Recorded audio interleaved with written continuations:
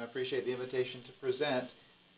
The purpose of this really actually dates back to last year, a presentation I gave at the American Academy of Child and Adolescent Psychiatry annual meeting in October last year. And the purpose really is to kind of lay bare some of the anxieties, worries, and thoughts and considerations that go into designing and executing a pharmacotherapy trial in adolescents with substance use disorders. And really it's sort of some of the stuff that doesn't really get presented, but we see sort of the very nice kind of bite-sized chunk data presentations in terms of results. But I think it's really important to think about all the big and small design considerations that go into it, and then also the challenges one faces. And so, you know, in a couple of ways, this veers out of some people's territory of comfort. In one way, folks who are comfortable working with adolescents going into the substance use direction can be challenging, and some folks who are accustomed to substance use research, like many folks involved in the CTN, involving adolescents can be very anxiety-provoking. And then on top of all that is then concern about pharmacotherapy and how to manage safety in a trial with pharmacotherapy, how to enhance compliance, and particularly how to deal with the complex issues with consent that goes into an adolescent trial in particular. So in some ways it's foolhardy to get into this line of work, but I would also counter that with this is really a critical population for us to study. And what I would like really is, you know, this is an environment in which there, in my biased view, there's not enough folks working in this area, and I'd much rather have colleagues working in this area along with me rather than to feel that I'm in competition with others interested in the area. So I've been benefited from others who are very collaborative, and I want to continue the same myself. So anyway, all that said, I'm at the Medical University of South Carolina in lovely Charleston, South Carolina. It's been a hot summer, but I think that's true everywhere. In terms of disclosures, NIH funding is the source of my research funding, and otherwise no other potential conflicts of interest with this presentation. Going through the learning objectives, just kind of as a housekeeping, my hope is that by the end of this, that you will all feel that this has been achieved. The first is identifying key issues in conceptualization design of pharmacotherapy trials for adolescent substance use disorders. Second is identifying methods to optimize the management and execution, so going from design to management for these trials. And then also consider strategies to standardize design methods across pharmacotherapy trials. And I'll get into some of this. Is one of the challenges is when there's only a handful of studies and the methods are quite different between the studies, it creates a great difficulty in terms of comparing findings across different studies. And so kind of working towards standardization may be a very important end goal for us. So providing an overview of the talk. So first, it's really about conceptualization and design. Is really the myriad choices one has when thinking about the design of a study. And then once somebody finally comes up with what design they want and they're fortunate enough to be funded to do the trial, then all the challenges involved in the actual day-to-day nuts and bolts management and execution of a trial. And there's surprises around every corner, and I'm sure that's not a surprise to anyone on this call that's been involved in clinical trials research. And then getting toward the standardization and really acknowledging the heterogeneity between populations, samples, methodology, and how we might at least have some reasonable standards we might work toward in this area. So my slides in general will focus on common design and execution challenges and variables. I certainly by no means see this as being exhaustive, but it's relatively extensive, and my hope is that it may generate some discussion afterward. And it's really a format in which I hope to learn, perhaps as much as others may learn through the talk. Periodically, I'll refer to some studies that my team has worked on over recent years. So one is a pharmacobehavioral treatment for adolescent smokers. I may refer to that as the bupropion and CM tobacco trial. Another is a NAC trial in adolescents, so I might call that a NAC marijuana trial. Another one is one that is we're in its last year of recruitment right now, is a Varenicline trial for adolescent smoking cessation. So when I consider some of the design issues that we've worked through in trials, I may refer to one or another of these studies over time. In terms of conceptualization and design, and one can get sort of dizzyingly confused amongst the variables to be considered, and here's just kind of a quick overview of some things to think about. So target substance use condition, what pharmacotherapy, what dose, what frequency, what psychosocial treatment you may want to embed, considering what choice you may have for efficacy and safety outcomes, thinking about participant age range, how frequent to have visits and assessments, length of treatment, length of post-treatment follow-up, what you collect at what time points and why, and then getting into participant compensation and incentives, which ties into one of the execution issues, which is in terms of retention in a trial. So getting to the first point within this conceptualization design area is considering what target substance use disorder or other substance-related condition one wants to target. So first, we have gone through the transition from DSM-4 to DSM-5 with some ongoing studies. We're still in the DSM-4 days with some standardized assessments. We're still there, but we're getting toward a more universal agreement on DSM-5 as being the criteria we use. Of course, then there's also the RDocs model that other institutes have adopted and that may be of relevance to us as well, whereas we're not so much categorical, but we may be considering some other processes. So traditionally we would say abuse and or dependence. What might be the advantages or disadvantages of restricting to just one? Traditionally, there's been thought that if you're introducing a pharmacotherapy that perhaps you should have some more severity, and so dependence was typically what was the threshold. When we go to DSM-5, would it be just including moderate or severe or just severe? It kind of depends on what you want to target and maybe how much risk there is involved in the intervention versus benefit. And in some studies, perhaps if there's a relatively low-risk intervention that you're choosing, you may even want to extend beyond the DSM bounds and talk about hazardous use or other non-diagnostic levels of use. It's tricky sometimes in adolescents even to make DSM diagnoses when there may be they may not have had the cumulative consequences over time of their substance use, but may have some very dangerous levels of use. Another thing is it may be well and good to go by DSM criteria, but we know that the criteria don't actually include a specific frequency or amount of use. So it may be that could be a useful complement. And then extended even beyond that is that it may be beneficial to require a positive urine drug test at screening. Now, depending on your target substance, that may be variable as to whether the positive drug screen or negative drug screen is sufficient evidence. But one of the thoughts is that we're always wanting to be very careful about our inclusion criteria and having folks objectively meeting those criteria. So sometimes using urine drug test at screening may be beneficial to confirm that someone is indeed a user of that substance, but we still are relying on self-report in terms of chronicity and severity that we're assessing. Another very good question is specific substance versus polysubstance. Any of you who are involved in clinical care of adolescents with substance-related problems recognizes that polysubstance use tends to be more the norm than the exception. And it may be that our zeal for going to a specific substance is much more about our desire for validity internally versus sort of thinking about extension to real-world practice. And so it's difficult. So polysubstance introduces far more variables, but it also may be more clinically relevant to do a trial with polysubstance. But at this point, early in the stages of us doing pharmacotherapy trials, we generally will go with a specific substance, but then have different levels of other substance use allowed. So, and as I had mentioned, so common substance use versus, another one is common substance use versus rarer but highly impairing substance. So, for example, rates of heroin use in adolescents are thankfully quite low, but also alarmingly extremely problematic in terms of it's a significant public health crisis. So while overall rates are low, there are such adverse outcomes associated with heroin use in adolescents that may be a priority area. However, there are some more common substances such as marijuana with perhaps less overall impairment than chronic heroin use, but also with, because of the volume of people using, and even with a lower percentage of severe adverse outcomes, it's still significant enough to study.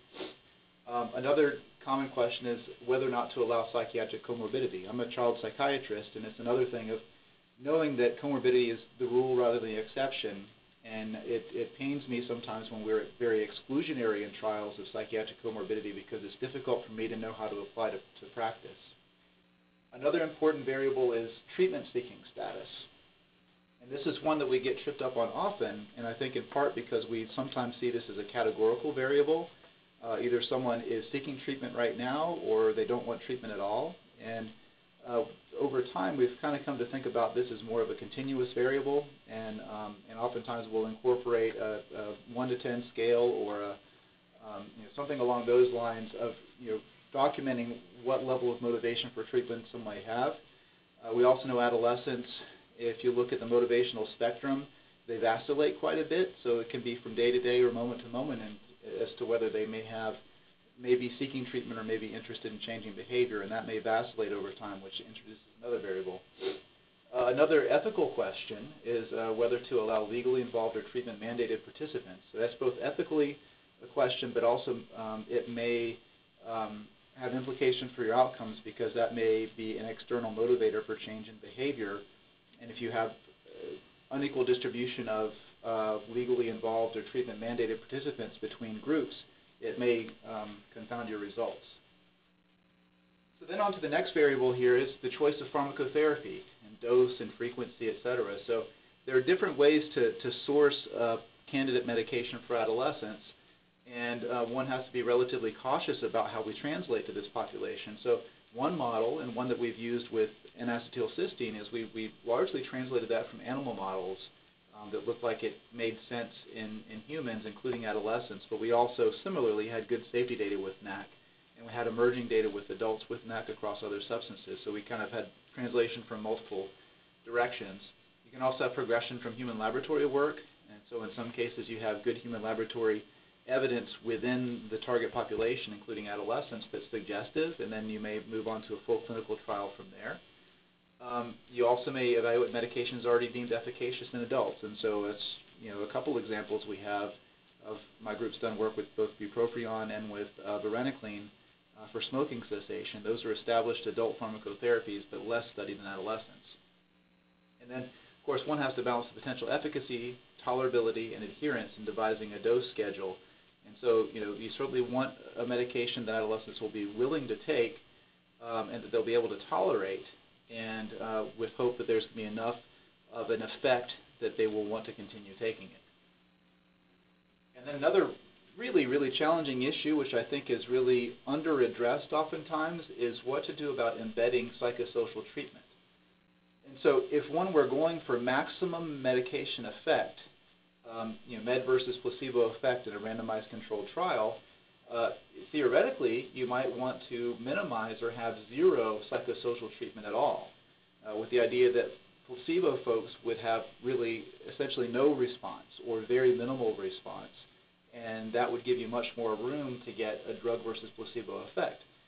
That said, that's maybe ethically untenable, because particularly if somebody declares themselves as seeking treatment or interested in treatment, or even if they're ambivalent about it, if one is saying that they're offering some kind of intervention, or if they're taking treatment seekers, I think there's an ethical obligation to provide some established form of care. Now, what's challenging here is that there are a few different modalities of psychosocial treatments with some evidence of efficacy in adolescents, but effects are modest. And what some people do to compromise both in adult and adolescent studies is choosing a relatively low intensity but ethically acceptable psychosocial intervention. So maybe a little bit of the best of both worlds, where you don't expect to yield massive results in terms of substance outcomes in the placebo condition, but you're providing something. And I think it's a difficult line to balance to figure out, especially, and I can speak as a clinician, I would feel in a very difficult spot if I were not offering at least some standard of care to participants in studies. Another question would be individual versus group interventions. So in some settings, group interventions are much more convenient in terms of using therapist time.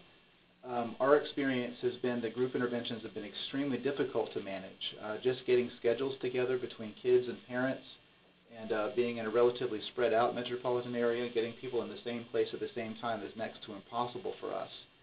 And because recruitment is such a challenge, we try to get people in no matter what hour of day or night to get them in according to their schedule. We work around their schedule. The groups have just been difficult for us. There may be other settings where recruitment's not as big of a challenge, and just from a personnel standpoint, group treatments may be better, and oftentimes the evidence-based practices also point in the direction of groups too. Also have to think about the potential synergy, and so really thinking about potential interactions between psychosocial treatment and medication treatment. And so we've had some thoughts about whether contingency management and acetylcysteine in adolescents may have some synergy where they're greater than the sum of the two parts. That's something we hope to test in a 2x2 study soon.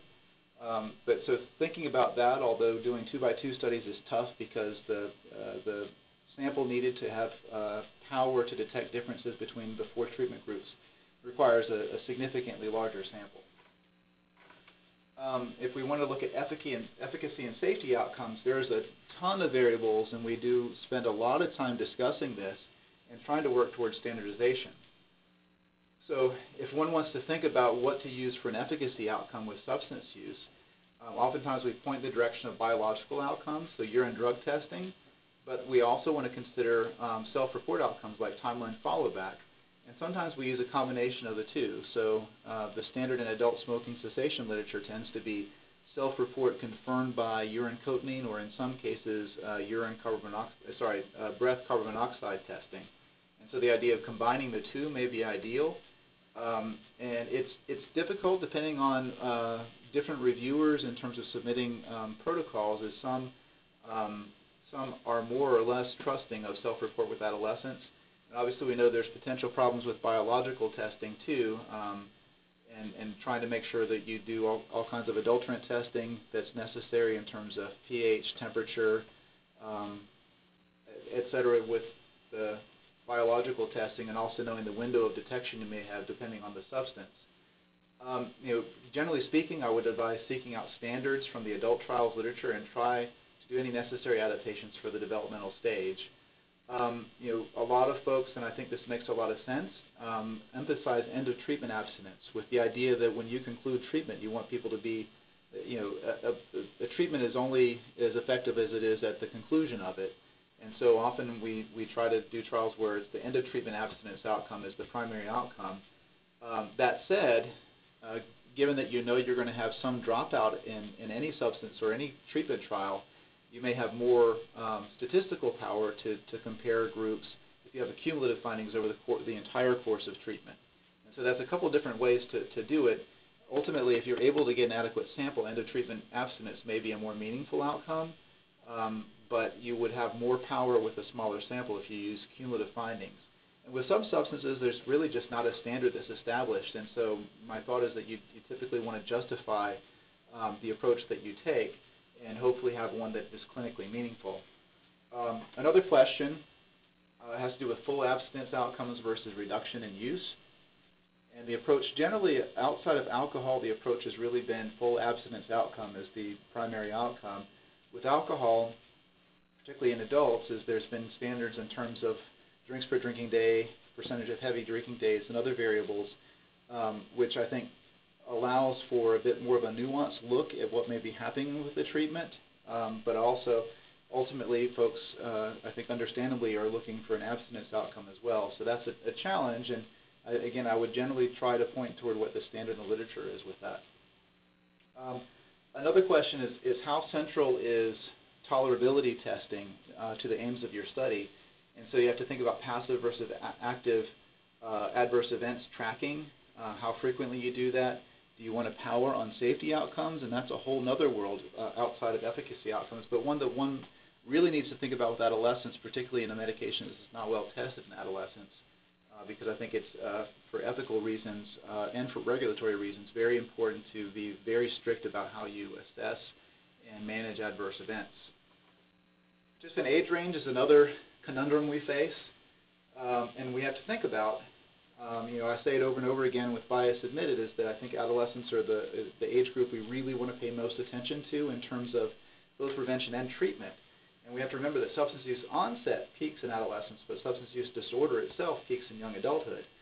And what my team has generally done is really focused on the older adolescent / young adult sample, and sometimes we say youth or we say older adolescent, but really kind of that 14 to 21, and some people even say up to age 25 thereabouts, is this kind of critical group that often is missed in adult trials. If you look at the average ages in adult trials, there's a relatively small handful of folks in this very young adult age group. And so a little bit of overlap between under 18 and over 18, I think, is our approach has been to be inclusive of that, then the worry, of course, is if you go over too wide a developmental range, there may be heterogeneity.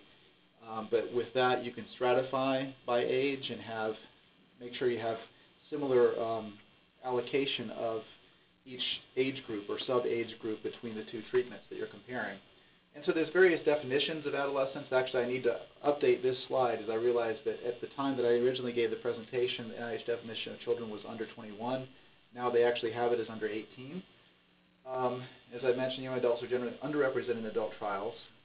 And I really sort of say it's what really is the age group that would benefit the most from evidence yielded from a trial and work backward from there.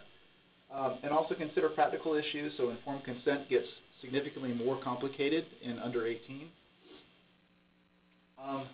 Another variable in terms of design is frequency of visits.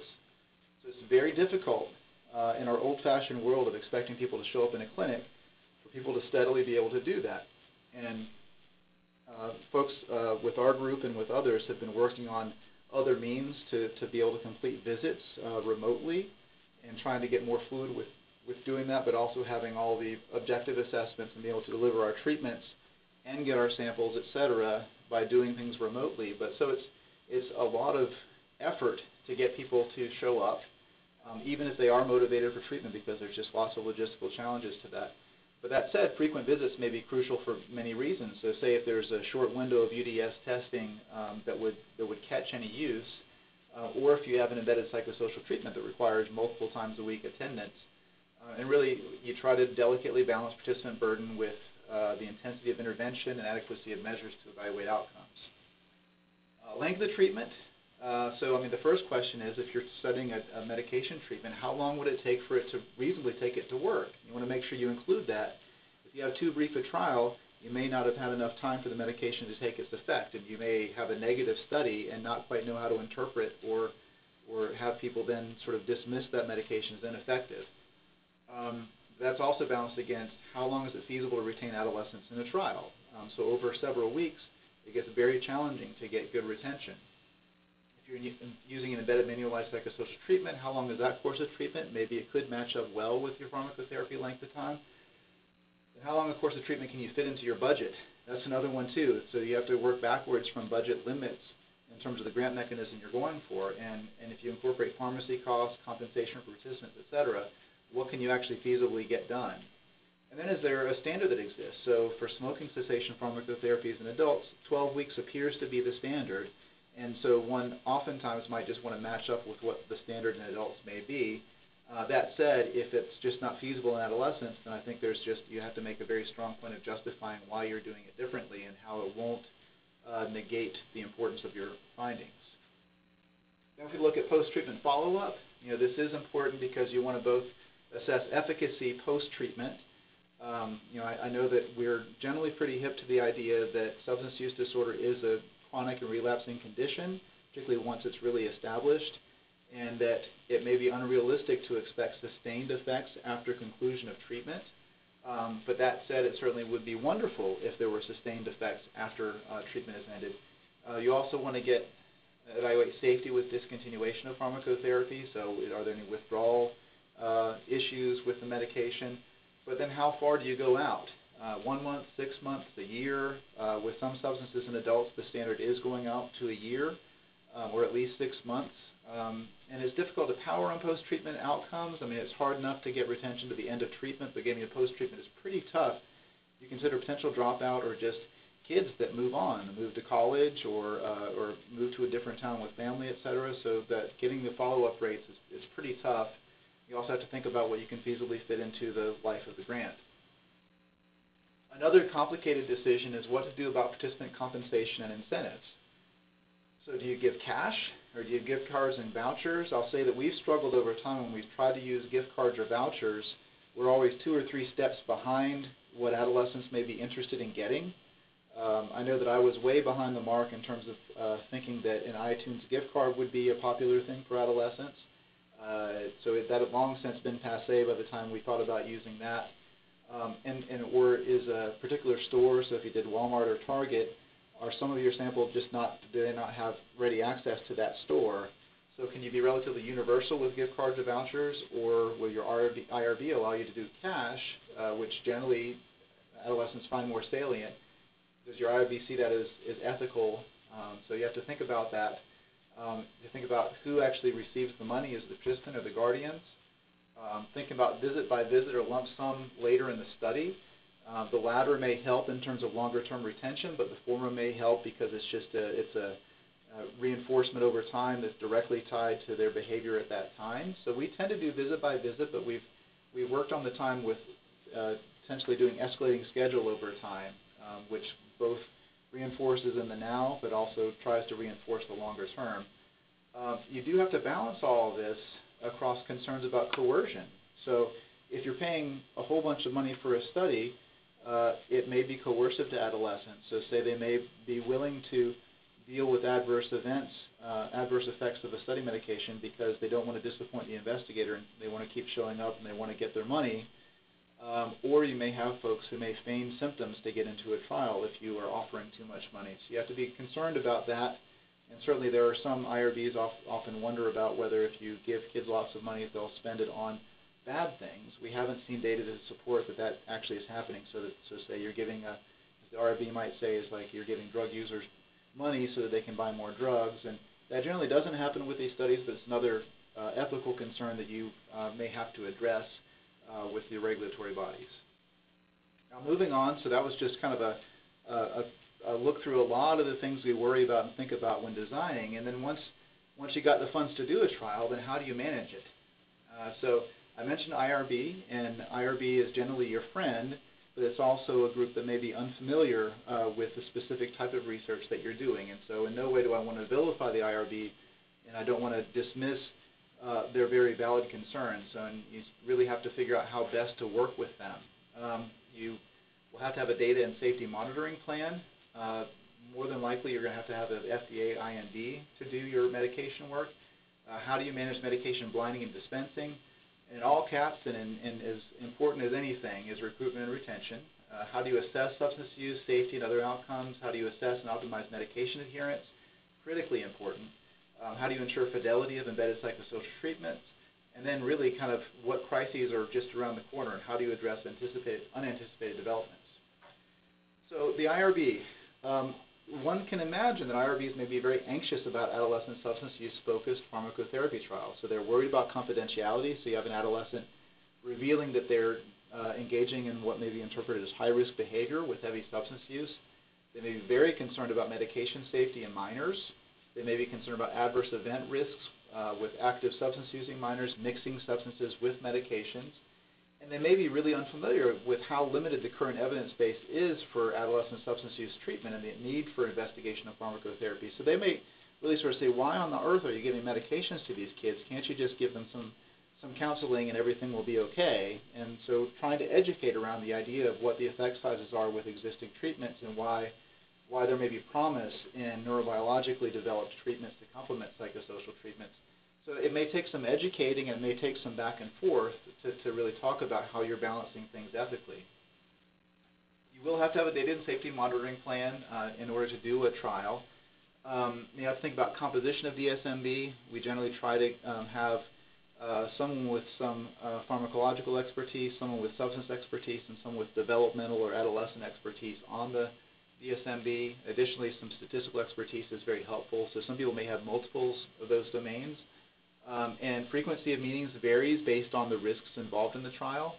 But you'll have to document enrollment and retention, adverse events and safety for presentation at these meetings. And so generally we expect these to be at least annual meetings, sometimes more frequent depending on the trial. FDA investigational new drug application. So even with the medication that's already FDA approved in adults for the same substance use disorder, you will need to go through the process of getting an IND for a trial in youth under age 18. And even with a medication that's already FDA approved for a different condition in youth, you'll also need to get an IND. So it's generally speaking, just about any medication you'd be using for an adolescent substance use disorder would require an IND application. And so there are instructions on the FDA website, and you can Google those instructions of how to do the IND. Sometimes it can be a relatively straightforward process, but depending on the risks involved and depending on all the details you provide, they may have questions with which you'll have to follow up in order to get the IND approved.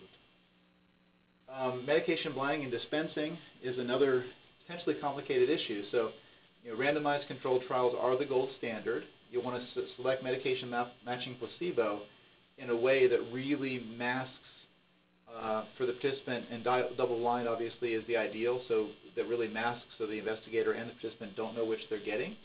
One option is to get direct supply of medication placebo from a manufacturer. So in the case of the Varenicline trial, we've gotten supply of Varenicline and matched placebo from Pfizer at no cost, and so that can be very helpful. And especially because that's the best way to get a placebo that looks exactly like the medication. An option if you don't have that option is you can also do over-encapsulation, where you have an active medication of placebo with a filler like cornstarch. An investigational pharmacy can help you with deciding how best to do over-encapsulation. But even with this, you have the downside of a curious teenager may twist open the capsule and look inside, and if they don't see a pill and all they see is powder, they may think they're on placebo. You'll have to develop a randomization scheme, so you have to think about stratification variables. You have to think about whether you earn randomization or you do randomization just with a blocking scheme, but you'll want to have that set up prior to starting the trial, and making sure that at whatever endpoint you're going to have equal representation between the treatment groups. You have to ensure ongoing investigator and team blinding. You have to really set rules as to who might know. In our case, we generally have our investigational pharmacy is the only one that has the information on hand as to who is on med and placebo, and we really want to maintain that throughout the time.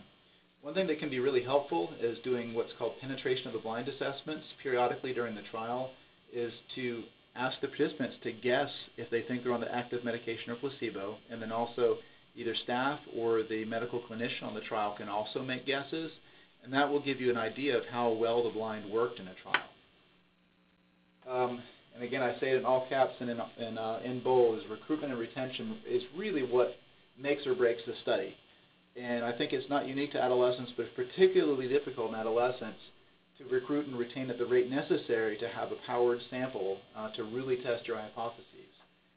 So you got to collect enough for primary outcome measures for sufficiently powered analysis, and there's countless potential barriers. And so we know pretty well, oftentimes adolescents don't recognize they have a substance-related problem. They may normalize their level of use. Even if they recognize a problem, the parent or guardian may not be aware of the problem, and the adolescent may be very averse to the idea of their parents knowing. If the parent actually does know and is concerned, they would likely often prefer standard care over going into a research protocol. There's that folks may be suspicious of the idea of engaging in research, and then may be concerned about potential adverse effects with medication. So again, legitimately, some people may be very concerned about using medication that's investigational for this purpose. There may be some very real logistical and transportation difficulties of getting into clinic to engage in the trial, particularly when one that's demanding over a long period of time. And I had mentioned this before, is really the adolescent ambivalence about the need to address the substance-related problem. So even over the course of trial participation, there may be this vacillation from motivated to unmotivated over time, and so that may really interfere with retention in the trial over time. So assessing substance use, safety, and other outcomes. So the method and frequency of biospecimen assessment is really key here. So you're thinking about urine or saliva drug testing, carbon monoxide or alcohol breathalyzer. You have to think about the window of detection that you have with this and set up your frequency such that you won't miss substance use between your assessments. You have to do your method of self-report assessment. Most commonly, that's the timeline follow-back. What level of detail? So use versus non-use days, which is a relatively sort of low-resolution look. Quantity of use within a day, frequency of use within a day. With some substances, it's relatively straightforward. So it actually used to be with cigarettes. So in our Varenicline trial, when we started, it was fine because cigarettes per day was pretty easy, and you could assess that. And then the first time we had somebody come in and say, well, what about if I was using an e-cigarette? How would you rate that?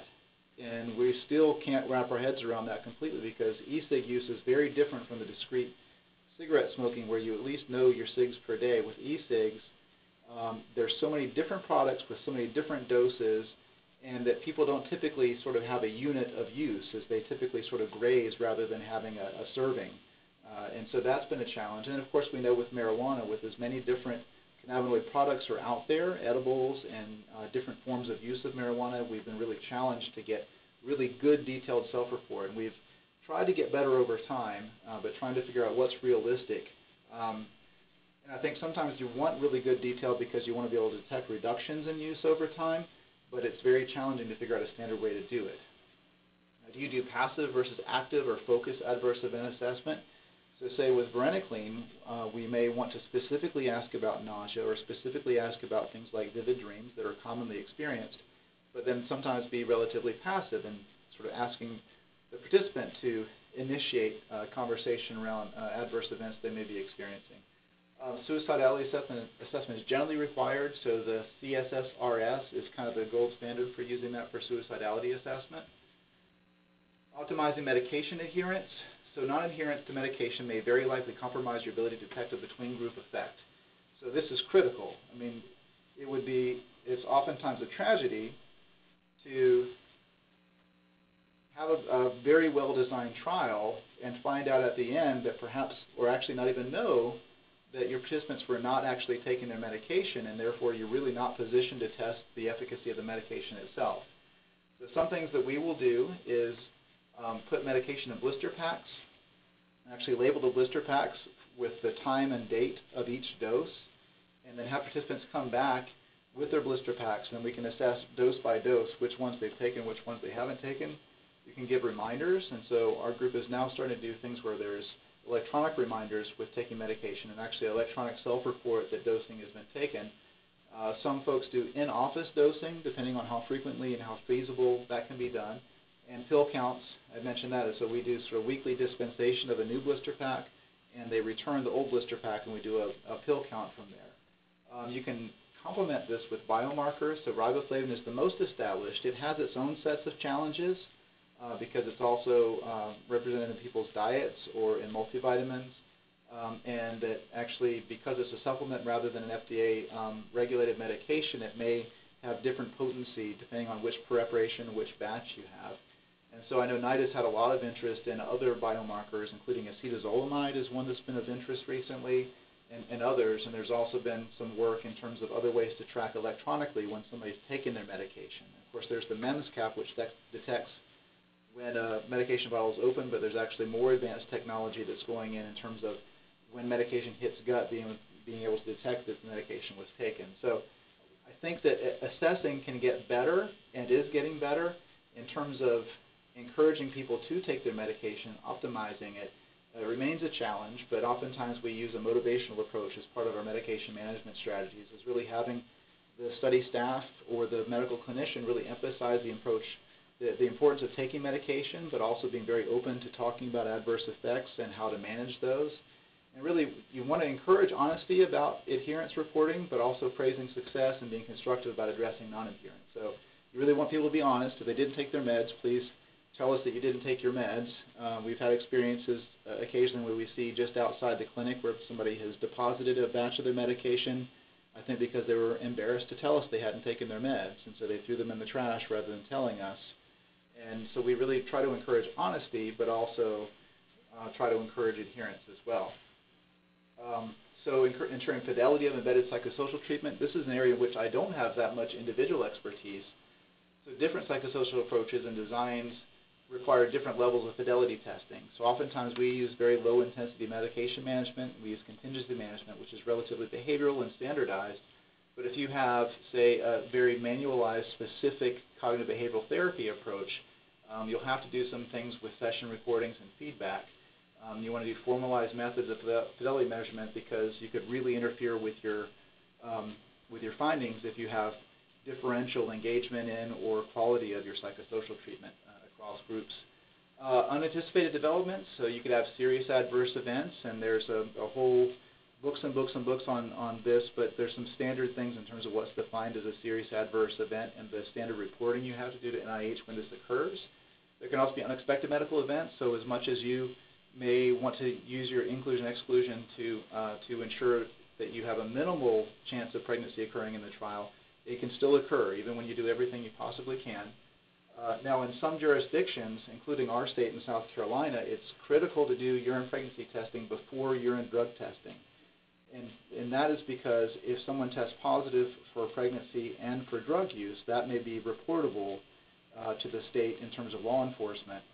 And what we do is we do a pregnancy test first. If the pregnancy test is positive, we cease from there. We don't do any drug testing, and then we try to work with the participant on managing things from there in terms of their safety and their follow-up in terms of potential pregnancy. So that's just a critical pearl there. You have to worry about over time in the course of your study. So when we were doing the bupropion study, that was when the FDA black box warning came out for all antidepressants in kids.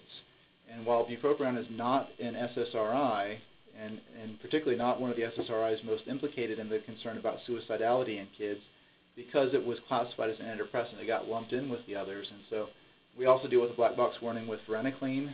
And so we're pretty accustomed to this in child psychiatry in general. Seems like almost everything we prescribe has a black box warning for one reason or another. So you have to think about how do you then update your informed consent to reflect the black box warning, and how do you appropriately balance your discussion around risk and benefit within your trial.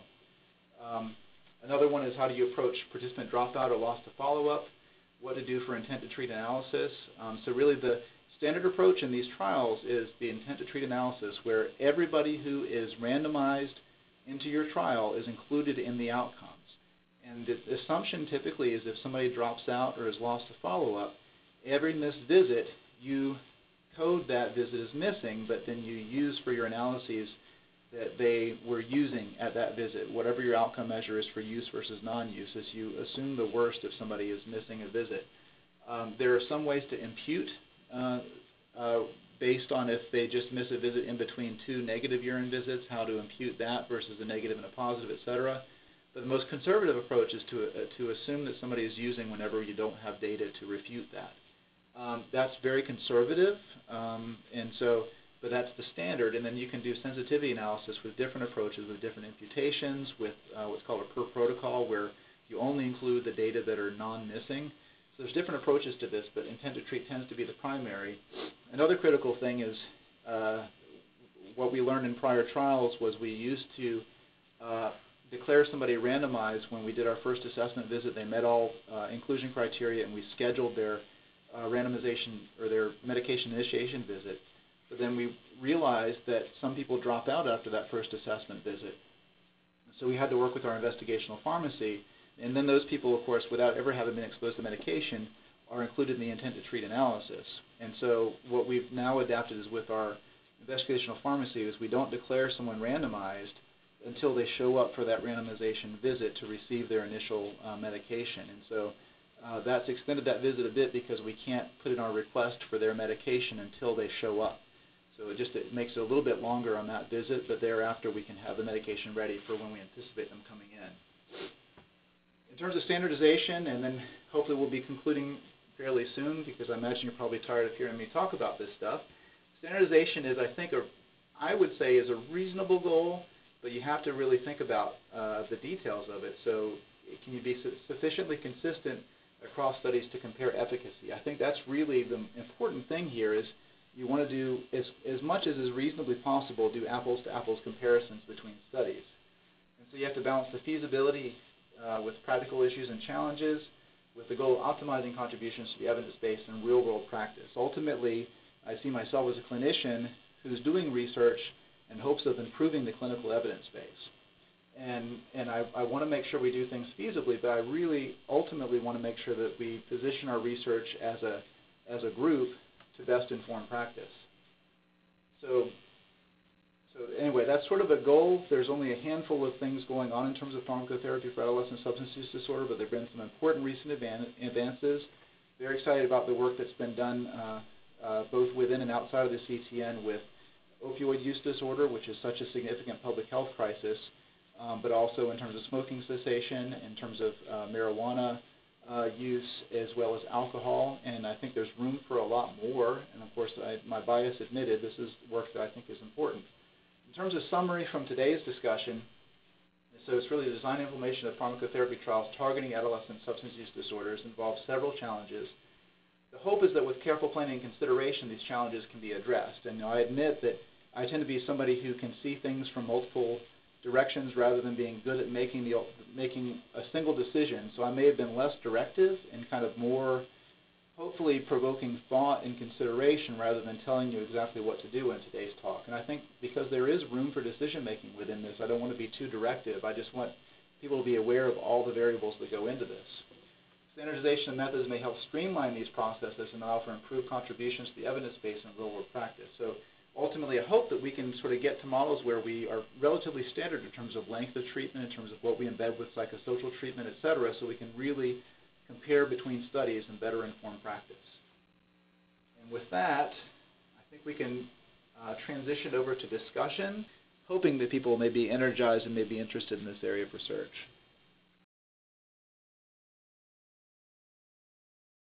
Recording of this presentation will be available electronically within the next week or two. I want everyone to make sure to join us for our next presentation, demonstrating practical use of data share and secondary analyses, which will be presented on September 14th from 1 to 2 Eastern Time.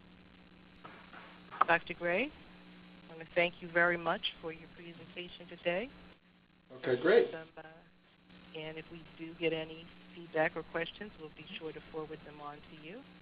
Great. Thank you, Carol Ann, and thanks for everyone for attending. Thank you. We're going to close now.